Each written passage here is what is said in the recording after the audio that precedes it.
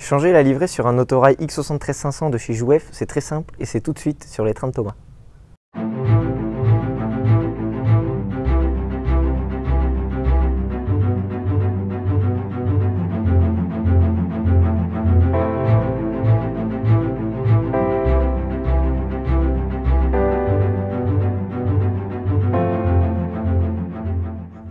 Bonjour et bienvenue à tous dans la chaîne Les Trains de Thomas. Dans cette nouvelle vidéo, je vais vous montrer comment réaliser un autorail X73500 de chez Jouef dans la toute dernière livrée de Nouvelle-Aquitaine. Pour le démontage de la caisse, c'est très simple. Il suffit de glisser des cure-dents plutôt pointus au-dessus des bogies entre le châssis et la caisse et les faire glisser le long de celle-ci afin d'être identiques à la photo. De par cette action, la caisse se soulèvera toute seule immédiatement.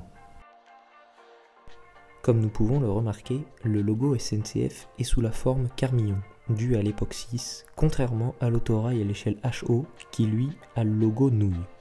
Il va donc falloir le retirer. Pour cette étape, il sera nécessaire de se procurer de l'anti-adhésif, pour ma part de la marque Gilbert, disponible en pharmacie, et de plusieurs cotons-tiges.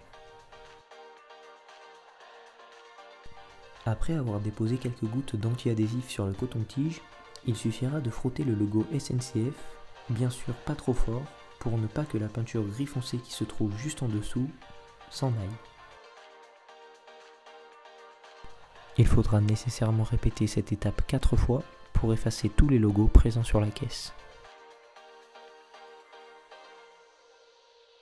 Pour cette étape, il faudra se munir de scotch de chez Tamiya pour protéger les parties grises foncées et l'ensemble autour du logo TER puisque celui-ci va être retiré à l'aide de papier à poncer d'épaisseur 400. Voilà donc un rendu rapide en image afin de bien distinguer la différence entre les deux caisses. Cette étape consiste à camoufler la caisse de l'intérieur afin d'éviter toute propagation de peinture à l'intérieur de celle-ci.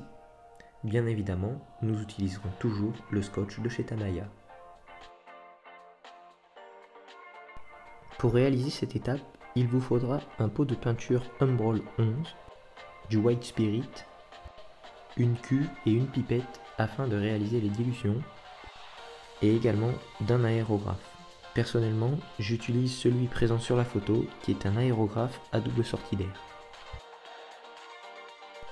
Pour réaliser la peinture, je règle l'aérographe afin d'obtenir un léger voile de peinture. Au préalable, j'ai réglé le compresseur sur 1,5 bar, 2 bars maximum, afin d'obtenir une peinture légère et qui recouvre toute la caisse.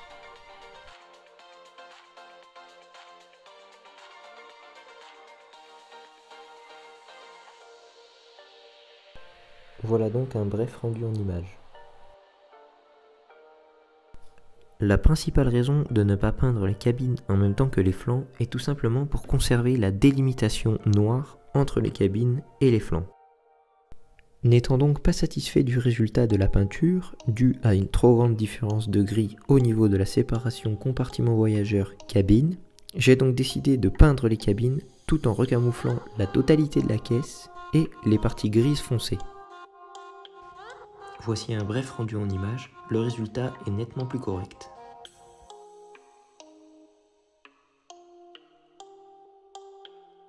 Étant donné que toute la caisse a été repeinte en grise, le détaillage est forcément manquant. Ici, nous repeindrons en noir les panneaux d'affichage de destination. Pour peindre ces panneaux d'affichage, il suffira simplement d'un pinceau et de peinture noire. Bien évidemment, le scotchage devra être parfait afin que la peinture noire ne déborde pas sur la grise.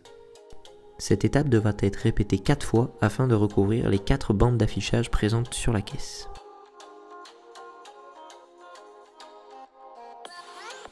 Le matériel nécessaire à la pose des décalcomanies est le suivant.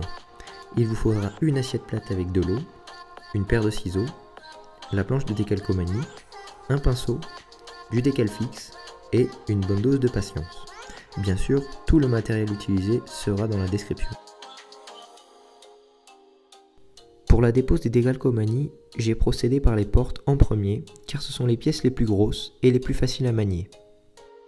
Cette tache humide que l'on peut voir à gauche de la porte est tout simplement le décal fixe déposé au pinceau, qui accueillera le décalcomanie suivant.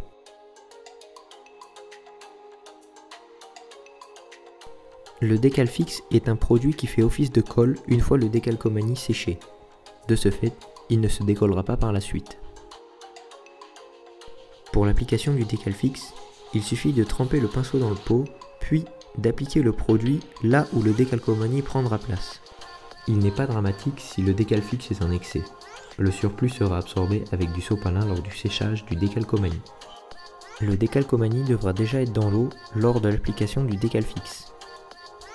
Lorsque toute une face est réalisée, il faudra attendre 2 heures avant de faire l'autre face.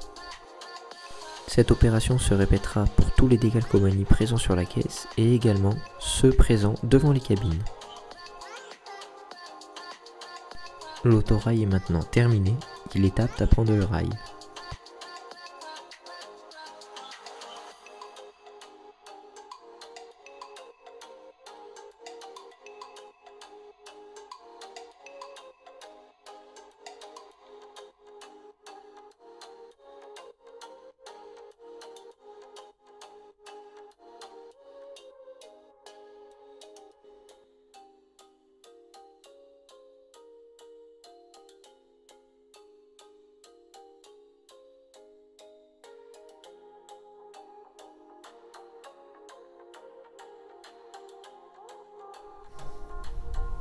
Voilà, cette vidéo touche à sa fin et j'espère qu'elle vous aura plu. Si c'est le cas, n'hésitez pas à vous abonner juste ici et à me le dire en commentaire. Nous, on se retrouve sur Instagram juste là, ou encore je suis disponible à cette adresse ici. Et ne partez pas, bien évidemment, puisque je vous réserve une petite vidéo bonus. Allez, ciao tout le monde!